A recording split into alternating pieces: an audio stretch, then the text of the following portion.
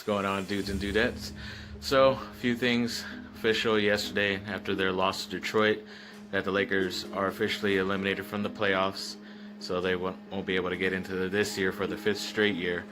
It's tough news being a Laker fan, get used to their dominance, but it's alright. I'm sure they're on their way now, and hopefully they could have a couple wins here with last, I think, like 13, 12 games left. So see how that goes. Then the Anaheim Ducks also signed a young kid in Troy Terry to a 3-year entry-level deal. I guess see how that goes. They're probably going to bring him on little by little and see how it goes. They have a lot of promise that they see in him, so we'll see what he develops into. Then yesterday you also had Zion Williamson winning the slam dunk contest for high school kids. You know, it's kind of obvious. I mean, he's one of the better high-flying dunkers out there, so kind of obvious that he was going to win. And then Cam Reddish as well, another Duke commit coming in next year. He was tied for the three-point contest with a Kentucky guy, so I'm sure they'll be going at it once Duke and Kentucky play next year as well. Then we also had Dan Feedy and Desmond King making, some of the list of who was an underrated pick.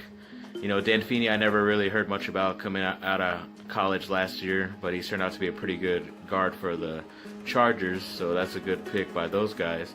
But Desmond King, I was always hoping they would draft him because I liked him last year, and I even had a first round. I wanted them in the first round, but somehow he landed in the 5th, and he was a really good, solid player for a rookie out there, so that's always good to see. Then officially the All-American teams came out with Marvin Bagley making first team. It's kind of obvious. I think they foreshadowed that a few weeks ago. And then you also had Grayson Allen getting honorable mentions. I don't know how Carter did, and he did pretty good this year as well for a rookie, but congrats to them. Then you also had Jeff Capel, assistant at Duke, getting the job at Pittsburgh, which is a really tough job, so you kind of wonder why he left. But with his ability to recruit and how he was able to get guys like at Oklahoma before he came to Duke, I'm sure he'll be all right, and it's another team that Duke will have to face off against a former coach.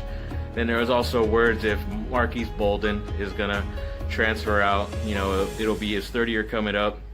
I doubt he's going to leave for the NBA this year just because he, once again, went through injuries and of course, not a lot of playing time even when he was healthy.